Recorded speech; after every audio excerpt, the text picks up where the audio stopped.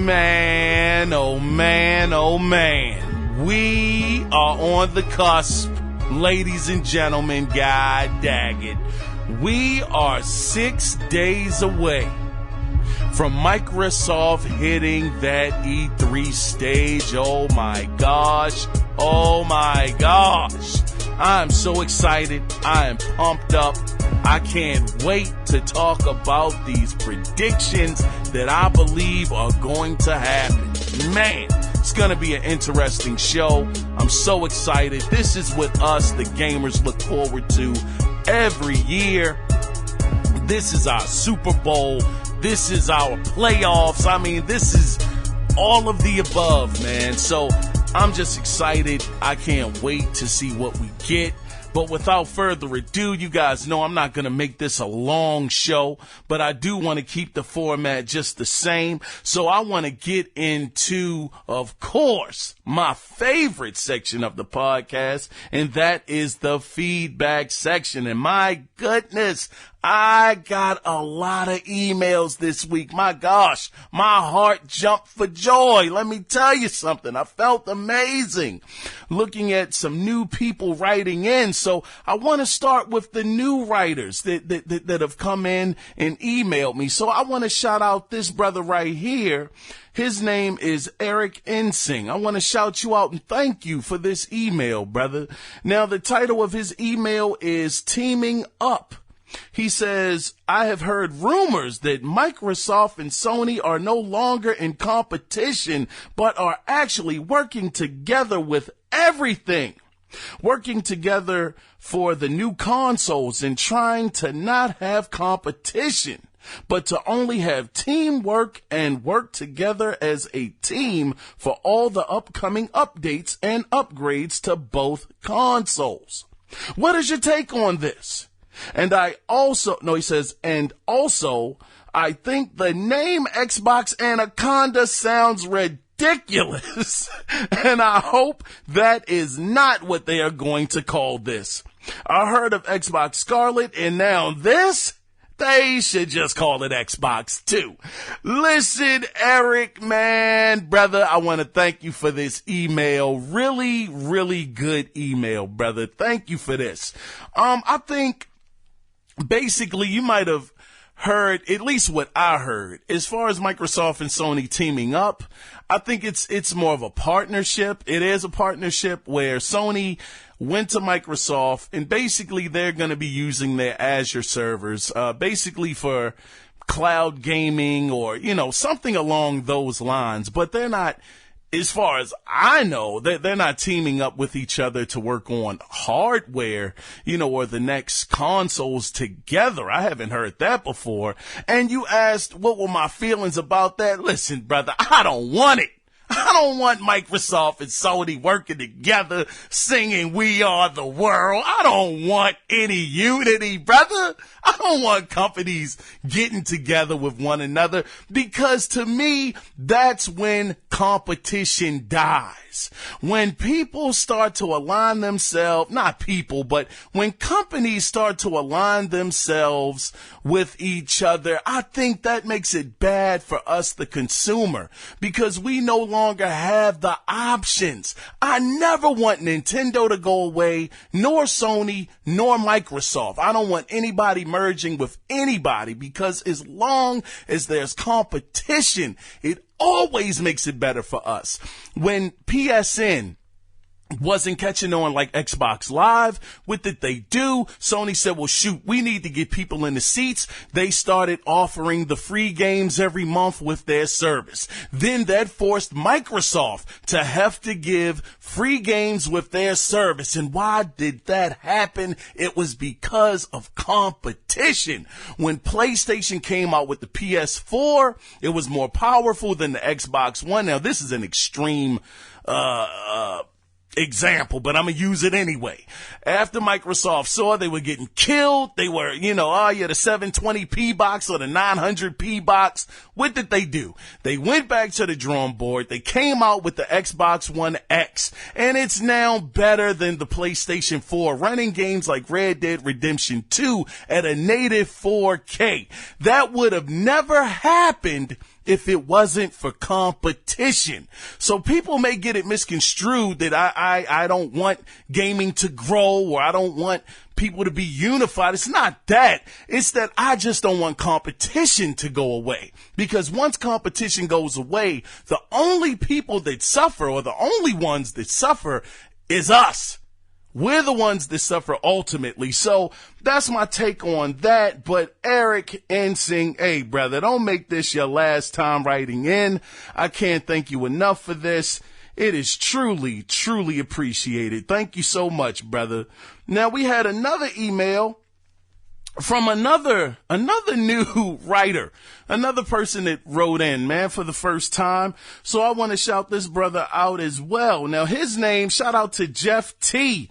I want to say shout out to you, brother, for this email. Now, his email says, the title of his email is, "What in the Kojima?" He says, so I know where this is going. I feel you, brother. He says, okay. So now we know Death Stranding releases on November 8th, 2019. Looks beautiful. Has an amazing cast. But what is it about? I know we don't want spoilers of the story, but can we get a synopsis of what we are supposed to be pre-ordering? All the prior teasers and now this trailer, they still don't give us a real idea. Is it horror, sci-fi, fantasy, or all of those? Trust and believe any IP from Kojima will get a buy from me. But what in the world are we getting ourselves into? What are your thoughts on this? Keep the news coming, brother. Take care. Listen, Jeff Taylor, I want to thank you for this email, brother. Truly appreciate it, man. I think everybody is wondering the same darn thing that you're wondering, brother. What in the frick is this? What is this game? So listen, brother, I found the synopsis because I was interested too. Now, the synopsis, I'm going to read the synopsis to you, brother. It says, people have created walls and become accustomed to living in isolation.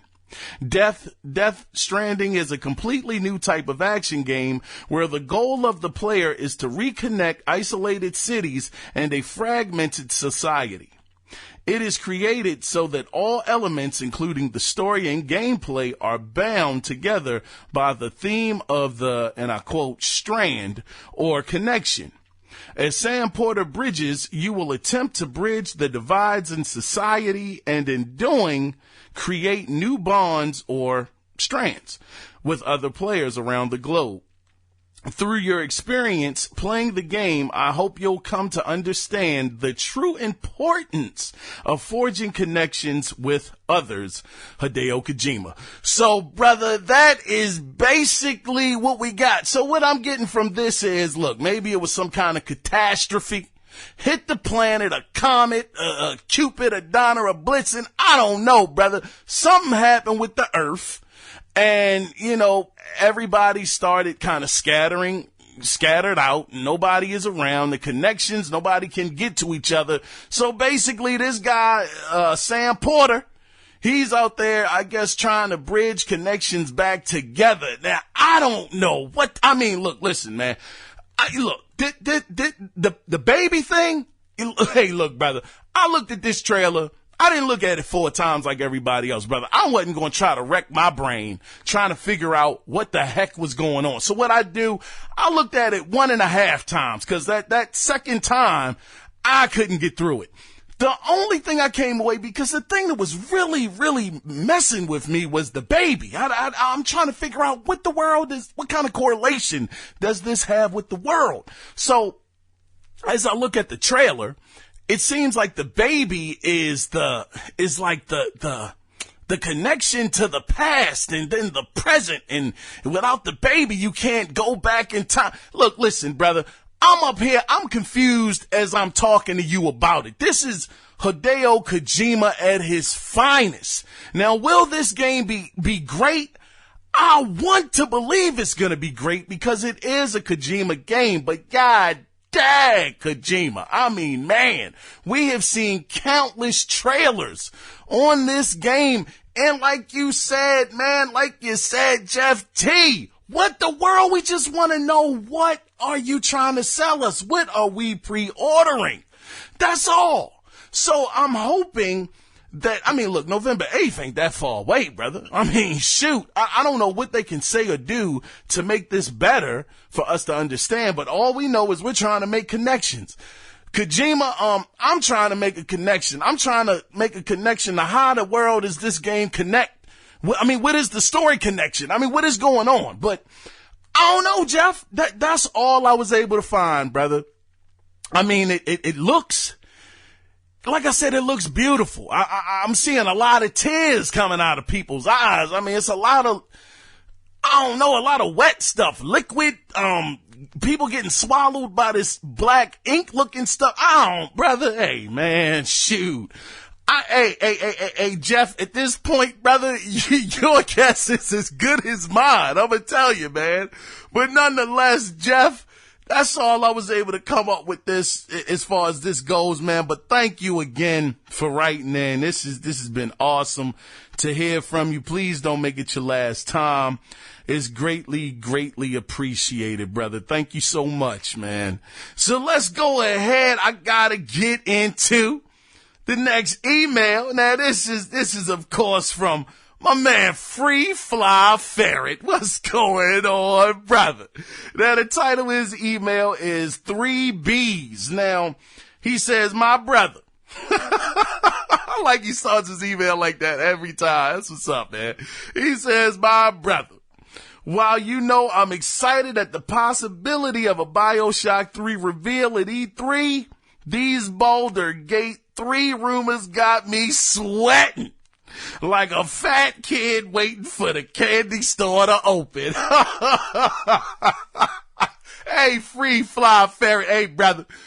I feel you, man. Hey, man, let me tell you something, man. I can't wait for a candy store to open, brother. Give me tasty cakes and some donuts and some more stuff. Look, listen, man, I want to tell you this. Thank you again for this email, brother. I really appreciate you writing in every week, man. It means so much.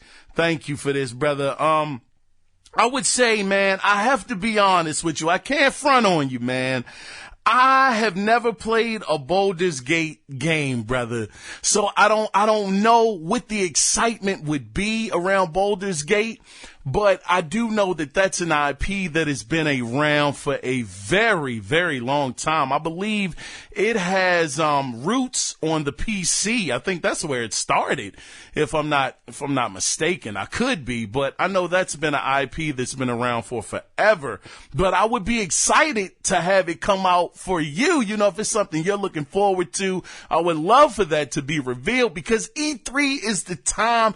This is when gamers, we get to dream, brother. Shout out to Danny for that. Let me dream. It's the time when you can come up with the craziest predictions and things that you think are gonna happen. And if it doesn't happen, it's okay, because it's a time where we're excited and we're just hoping for some news that we want to be true. So if you want this game, Baldur's Gate 3, brother, I hope it's true, man. I really hope it happens. But when you mention BioShock, I'm there with you 100%. I am really, really hoping that we get a BioShock. Matter of fact, I might as well get that prediction out the way. I was saying that Microsoft would have BioShock on their stage. I guess it would be BioShock 4. I guess now at this stage, 4, I believe, on their stage, brother. That would be absolutely incredible, man. So listen, man, we only a couple of days away, Free Fly Ferret, just a few days away, and we're going to see what happens, brother. But nonetheless, thank you for this email. I just can't thank you enough, man. I really, really appreciate it. And please don't make it your last time.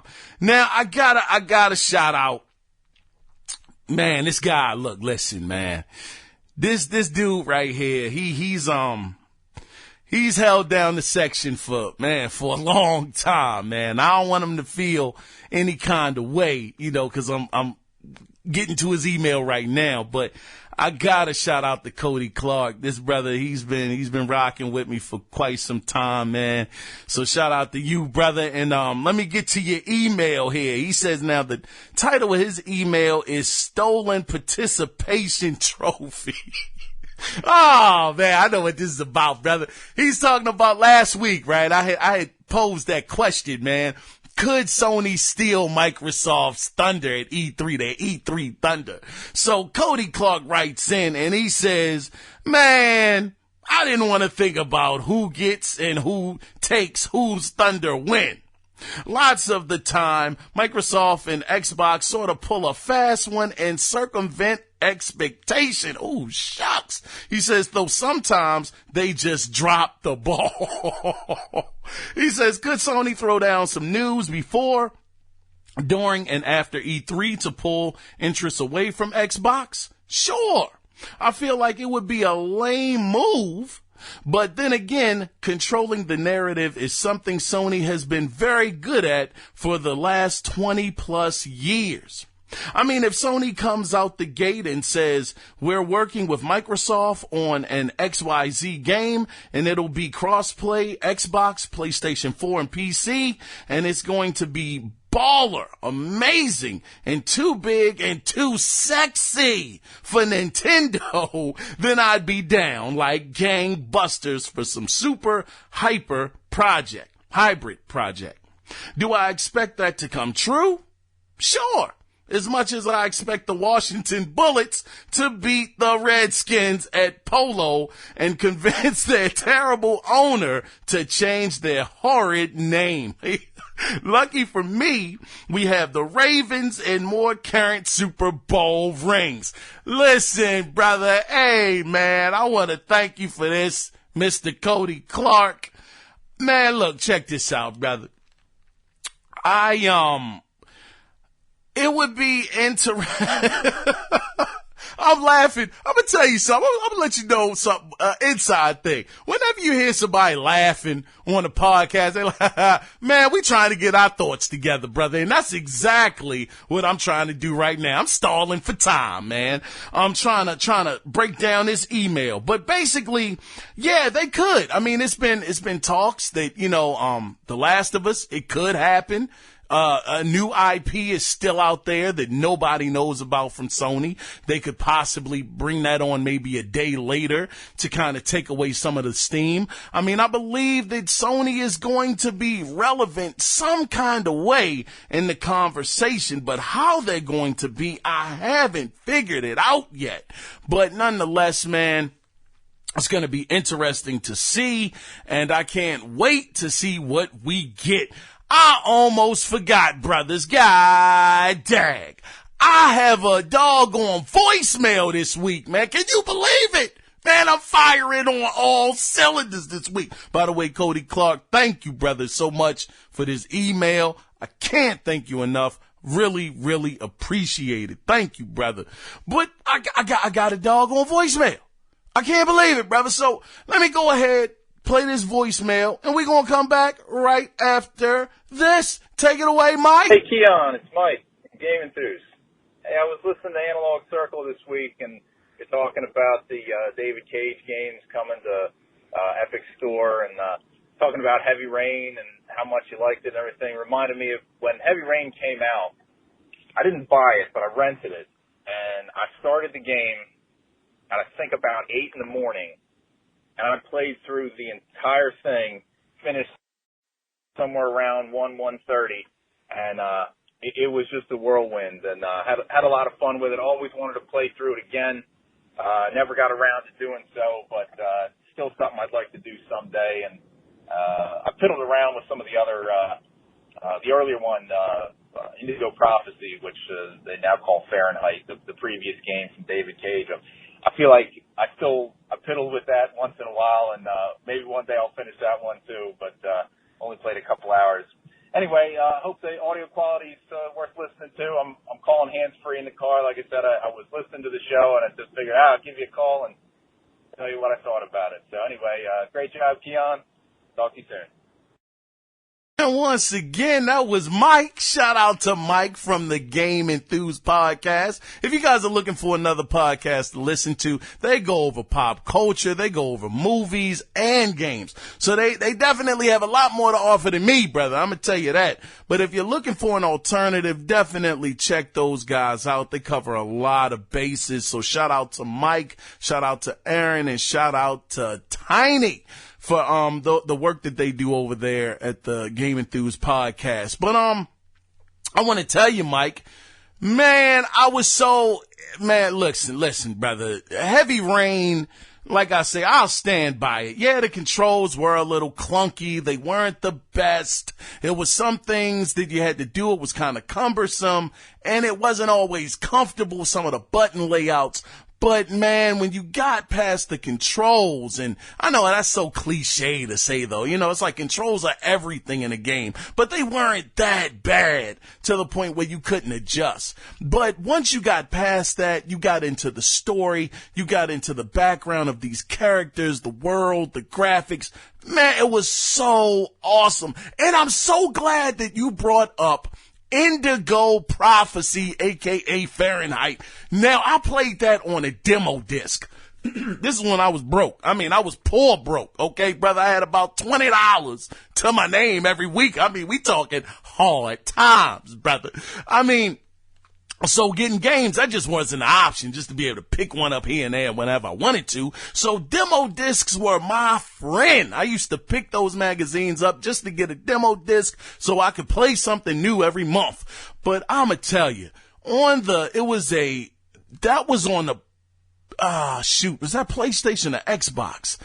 I want to say it was Xbox, but I can't 100% confirm it. I know it was a demo disc.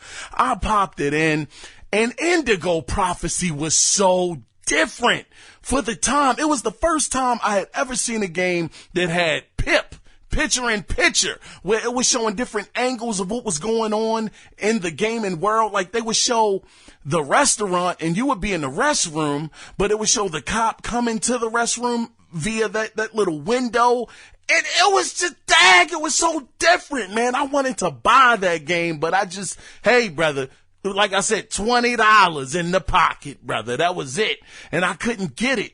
But, man, yeah, that was the first game. That was his first game that I knew of from David Cage. And then he moved on to Heavy Rain and all of the other ones that we have on the list. So, it was just so amazing to see that, and just the evolution of his games, the engines that he uses. Good gosh, just fantastic work. So, Mike, I truly thank you for writing in, brother, and, just letting your voice be heard this week. It's greatly appreciated, brother, and please don't make it your last time.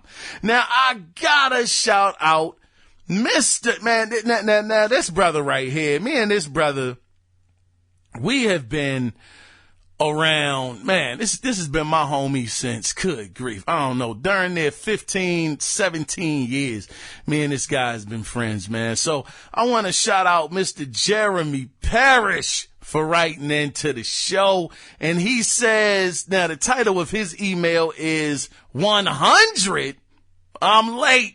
Sorry. He says, what's up, man? It's been such a long time. Congrats on the 100 episodes. Hold up. Hey, sorry. Had to hit that Dre real quick. Anyway, I've definitely been listening while I'm fixing these trains. Keep up the excellent work. I'm getting geared up for E3. What are your predictions? We're going to get into the predictions, brother.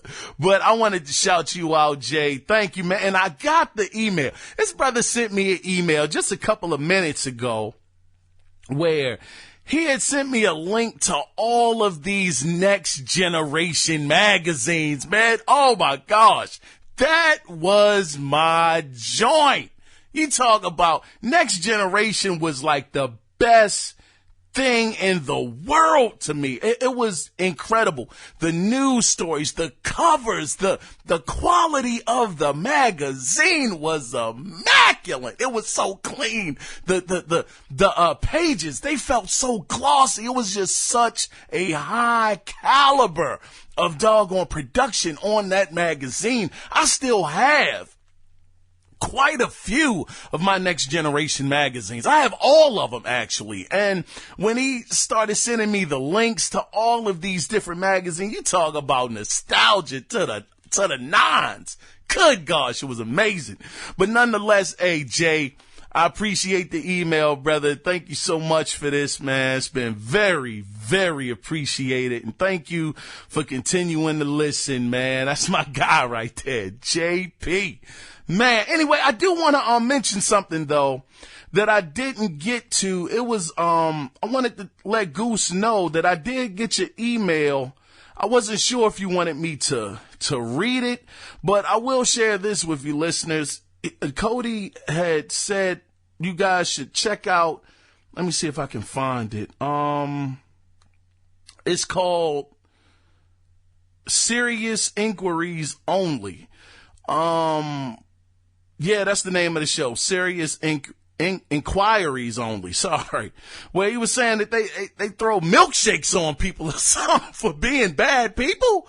Oh no, Cody, man, it sounds interesting, brother. They throwing doggone banana split sundaes on people with milkshakes, brother. God damn, for being a bad person. This is crazy. But definitely check that show out, man. Shout out to Cody Clark again, brother. Appreciate you, man. And since this is an unorthodox podcast this week, this ain't really the regular format. I also want to shout out again Mr. Free Fly Ferret. This brother picked up the Oculus Quest. Now this was I've been meaning to read that email. I just kept forgetting. My bad, Free Fly Ferret, for that, brother. But yeah, he picked up the Oculus Quest. He said it's actually pretty dope. He's been playing Beat Saber, and some other games. So shout out to you, brother, for picking that up and really enjoying it. And he said that the demand for it was kind of high. He said he went up there and there was a lot of people that were looking for it. So he said it's not a bad experience. It's been pretty cool. It sets up parameters around the room so you know how far to go and when you're out of the field of play. So shout out for you for sending that email in to me, brother. I really appreciate that, man. And do apologize for getting to it so late. But I guess, man, look, listen, brothers. We're about to get into it, man. Now, I got to shout out Goose. Cause Goose, listen, man, his predictions are way better than mine. I'm gonna tell you that. Way better. So I'm gonna save Goose's predictions for E3 until the end. Like they say, let the best go last, man. Shoot, let that brother go. Cause he gonna tear mine up. I have nothing on his prediction. So let me get my little joints out the way. Good grief. So uninspiring, but I'm going to do the best. So I'm going to do the best I can. So these were my E3 predictions, man. Now for Microsoft, I think they're going to show Cuphead's DLC, and they're going to say that Cuphead's DLC is releasing the same day. I think that the DLC is going to be available because it's been real quiet over there. That doggone, what's their name, man? I'm forgetting their name. I'm never good at remembering names on the spot. But those guys over there that work on Cuphead, yeah, it's going to be available the same day. E3. Good grief. It's going to be dope. I don't know if it's going to happen, but that's what I hope.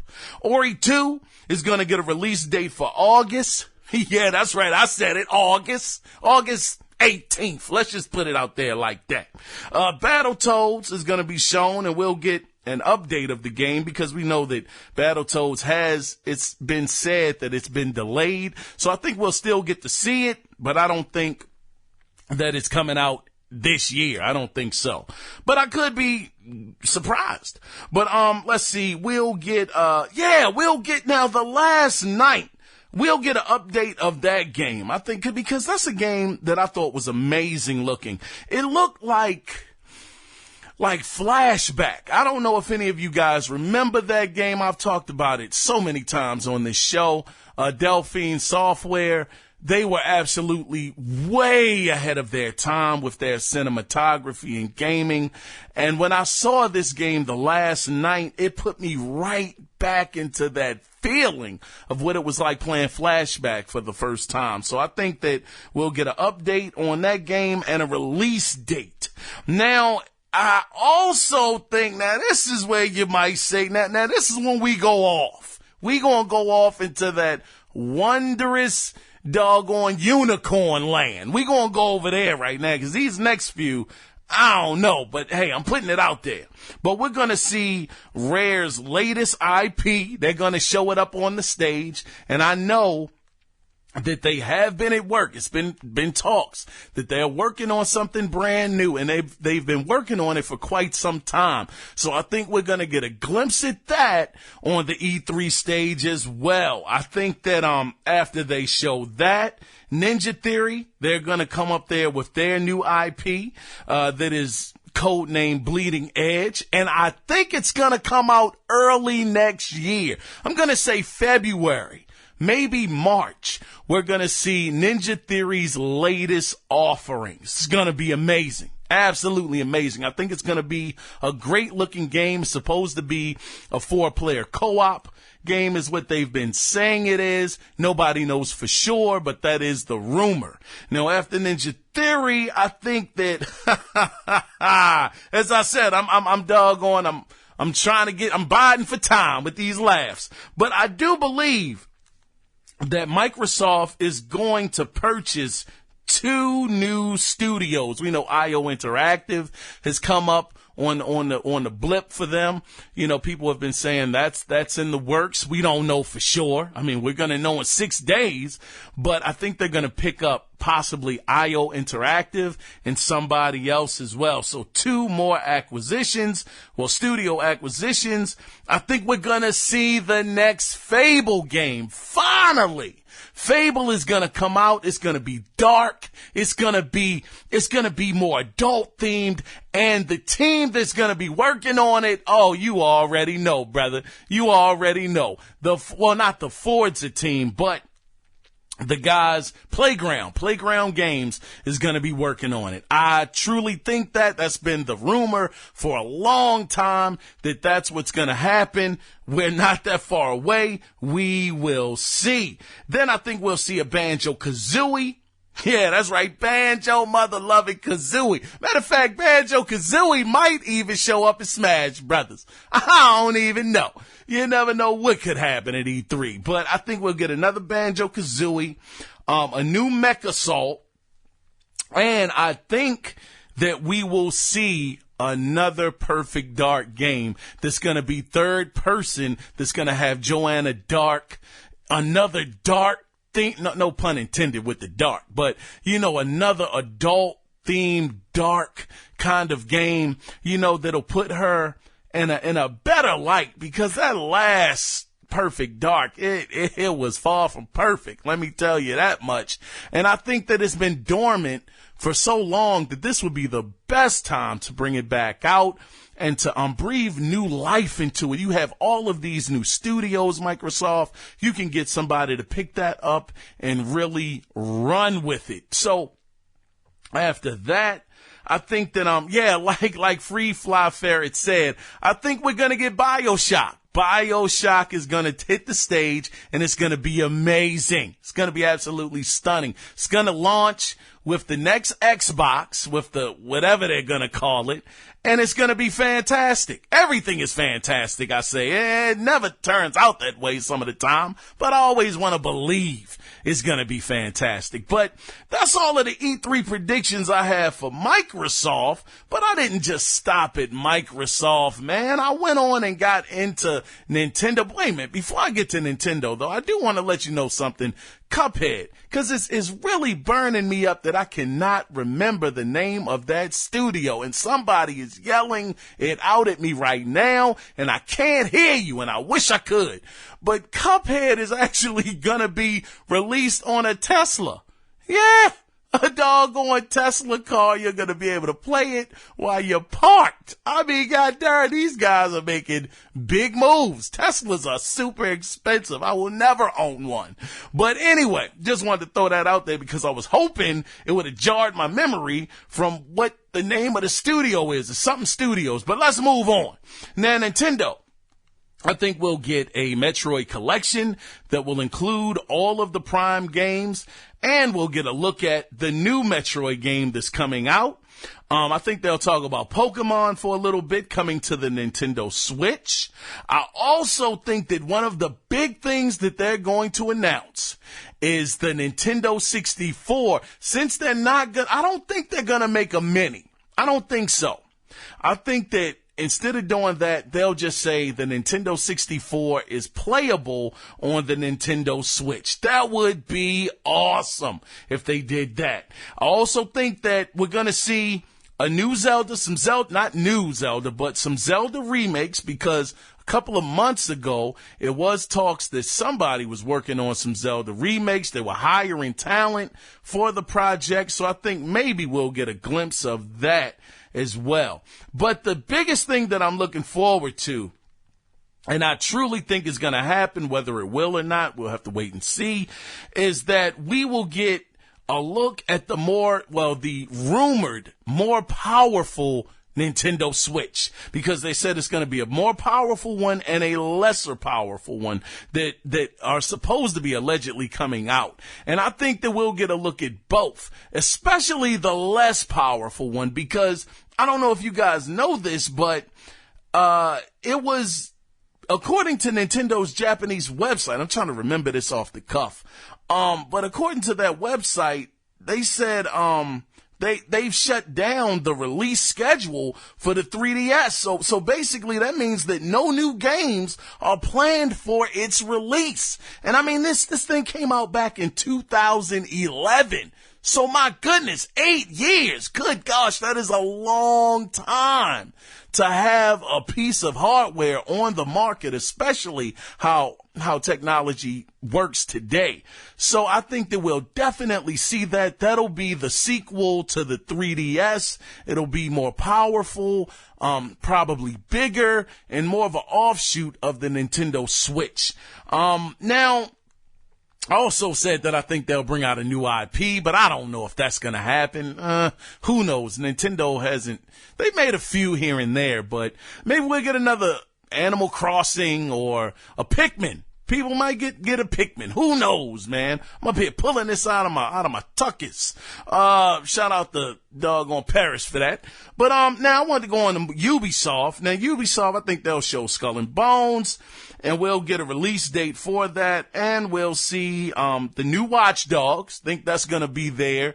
We'll get Splinter Cell. I think this may be the year, because I believe that they came out and they joked with the fans saying that Splinter Cell was coming, and then it wasn't. Then we got an interview from Yves Guillemot that said that the team felt pressure over Splinter Cell, so it might not be coming for a long time. I'm thinking that they may have been saying all of these things just to make the excitement once it's said that it's coming out that much better. And plenty of people have been looking for Sam Fisher for some time, and we haven't seen him. So hopefully he'll show up. But the game that I'm really, really hoping they show is Beyond Good and Evil. That is a game I have really wanted to see come to fruition, because Jade, she was a loved character. What was his name? Pigsy, or I forget the pig's name. He was funny. He was pretty good with his dialogue. He was pretty hilarious.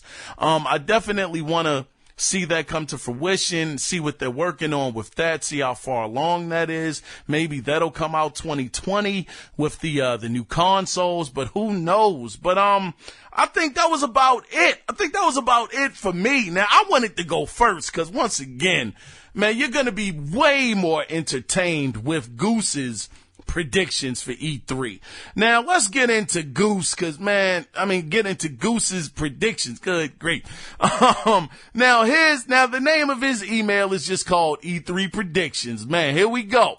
He says, good grief, these were some good ones. He says the next Xbox systems will have a staggered launch at E3 2019. Xbox will only show off the Lockhart system and give it a $500 price tag. It will be close to the PlayStation 5 in terms of performance. The Anaconda will be announced at E3 2020 and released a year after Lockhart. Anaconda will be at $500 as Lockhart drops to $400. What a strategy! Now, man, this podcast wasn't supposed to be this long, brother, but shoot, we in the trenches now. We might as well just go all the way. This would be absolutely out of this world if Microsoft hit the stage, because it's already a known fact. 2 consoles are in the works. If they were to do this, you want to talk about a sneak attack.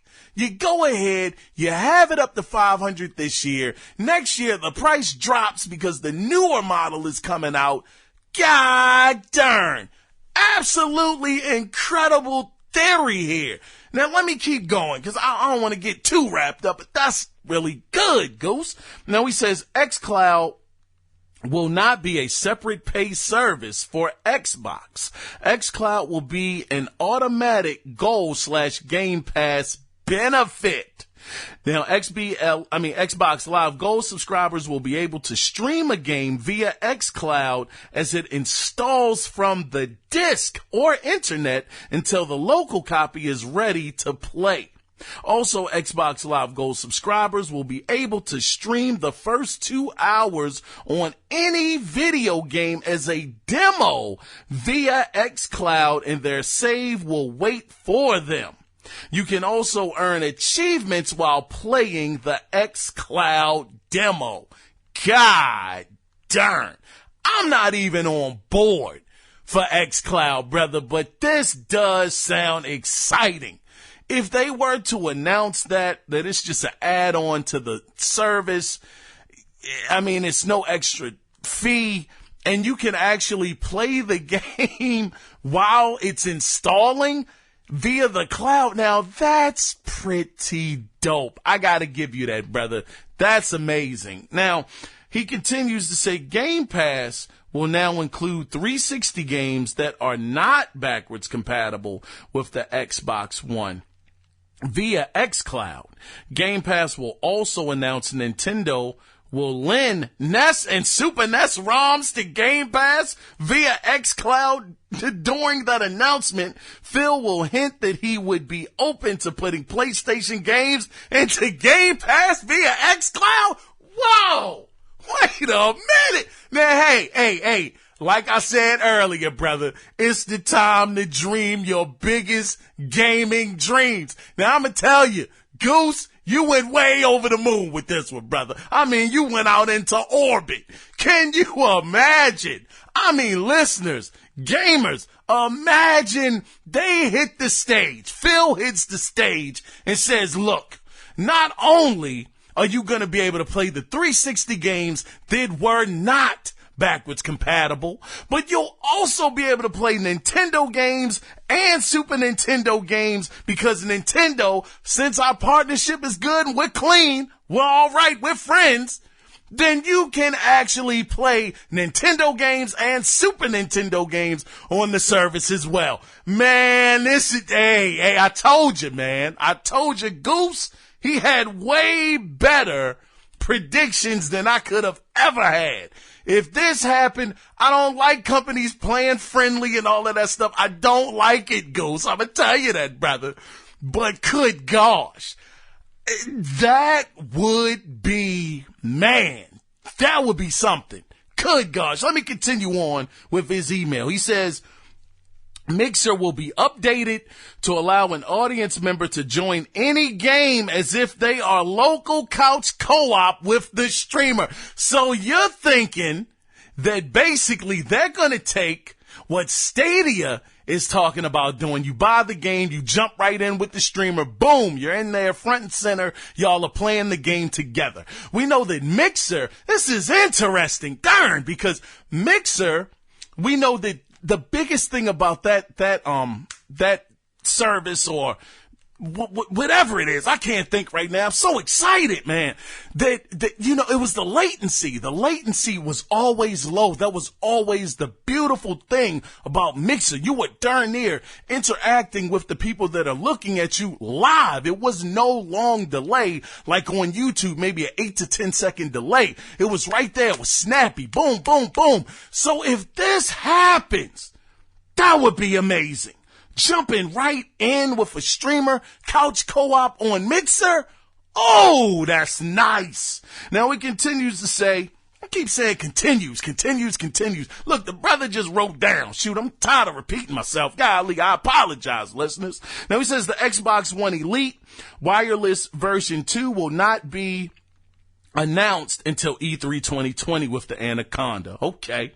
The Switch Mini will be announced. Okay, he's going to Nintendo now. The Switch Mini will be announced at $250 USD. Not much of a discount from a normal Switch. I can see that. Like I said, I was thinking the same thing. I think they'll show off a new Switch, possibly the one to take the place of the 3DS, since that's the one that's on its way out. You'll be able to play games portable, and everything's gonna be fine. So after that, he says, a Last of Us 2 trailer will go live immediately after the Xbox E3 show ends. Oh, wow. That would be lit, brother. That would be lit if that happened, man. We'll have to wait and see, though. Good gosh, you want to talk about, especially, what if Microsoft botches it? What if they mess up? What if Microsoft does not show up to the party? What if they are on the E3 stage and nothing is really exciting and new? What if they hit the stage and it is completely what we thought it was going to be? Halo, Gears, Forza, what's the other one I said about Ninja Theory, Bleeding Edge, and no new IPs that we weren't expecting. Oh my gosh. I didn't really think about that. I don't think I wanted to think about that, but that would be a shame. Whoo! Let's move on, man. God darn. He says Skylanders will come back with Skylanders Swap Force 2. Okay. He says the Ubisoft Pass will cost $15 a month, which is going to be their version of Game Pass. I can see that. We talked about it last week, man. I can see that happening. Microsoft will buy the developer Spiders. Their new game, Greedfall, will appear day and date in Game Pass October 2019. Okay, so you think that they're going to make an acquisition too. Okay. Lost Odyssey 2 will be announced for Xbox One late 2020. Hoo-hoo! All right. Now I think he's trolling right here. I think he's joking. He says 50 Cent 3, it's all about the crypto, will be announced. Fight is 50 Cent to rob rivals of Bitcoin. Nintendo will announce the GameCube Mini at $200. Good gosh, Goose. Wow. Sorry, no N64 Mini. That system is really bad and has one of history's worst controllers ever. That's a good, you know what?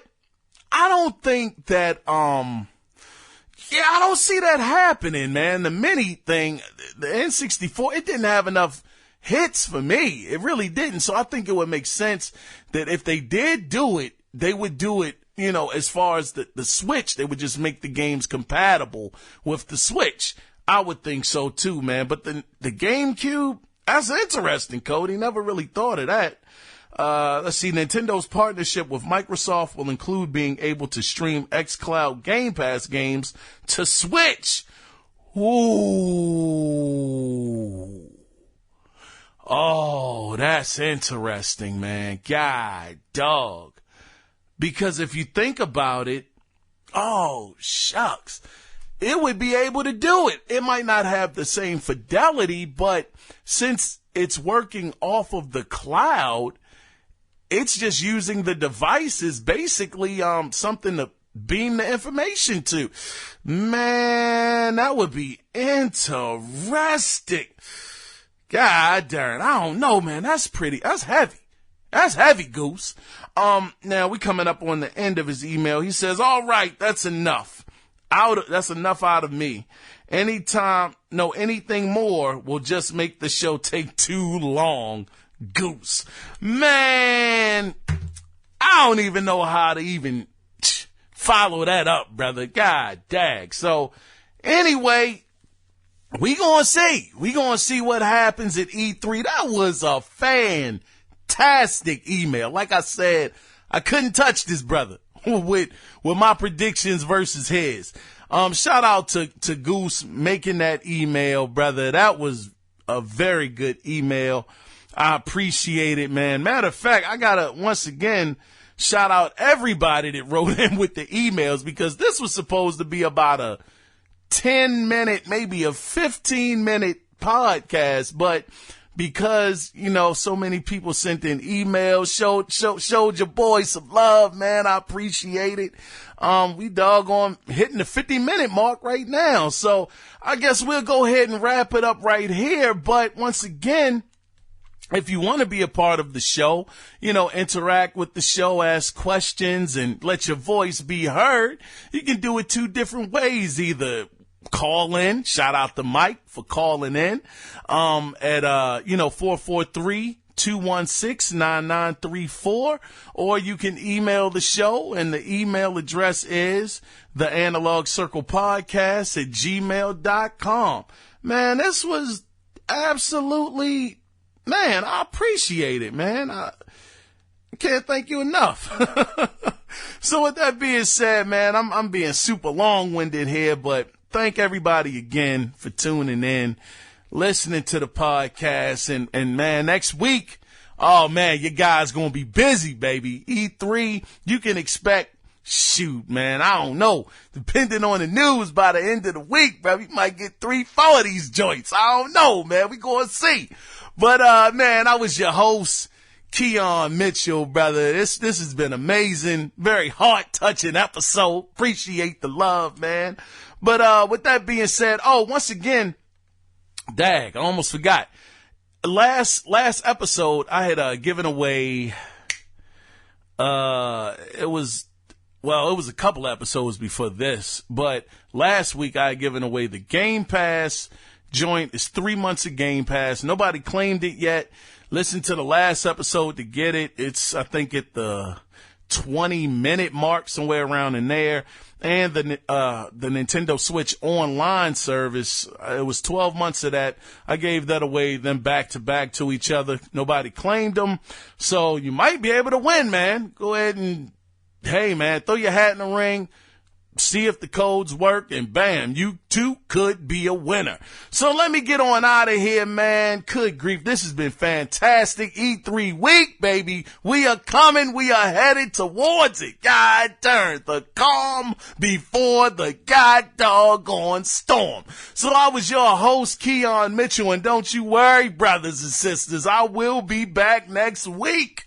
But until then, always remember, it is not about the consoles. It is definitely about the games. And my goodness, consoles might be dead in about 2 or 3 years. We have to see. I'm kind of joking on that, but Anyway, yeah, that's about it, man. So with that being said, you guys take care.